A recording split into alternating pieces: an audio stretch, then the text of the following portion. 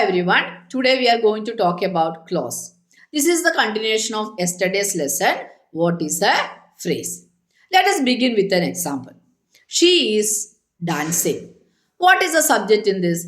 She. What is the verb? Is dancing. And it gives a complete meaning. So this is called a clause. There are two types of clauses. One is independent clause and another one is dependent clause.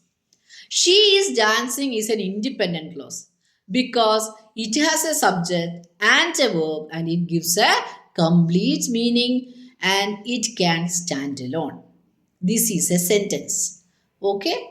Next is dependent clause. So let us see this example. Because he was tired.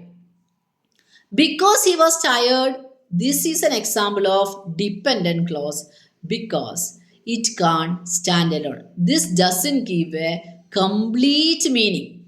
But see the structure. He is a subject and verb is also there, was tired. But it started with a conjunction. What is that conjunction? Because. So, this dependent clause always starts with a conjunction. Because he was tired, you have to put a comma, then he did not go for work. Now it has a complete meaning and it is a sentence. But in this sentence, you will get a dependent clause as well as an independent clause. So let us see another example. Although it was raining, we went to the park. So, what is the independent clause here? That is, we went to the park. What is the dependent clause? Although it was raining. So, you can see that although, that is the conjunction, subordinate conjunction used in this. So, there are two types of clauses. One is independent, another one is dependent clause. Now, we will see the difference between a phrase and a clause. A phrase is a group of words, but it doesn't make a complete sense. Subject and verb never comes together in a phrase.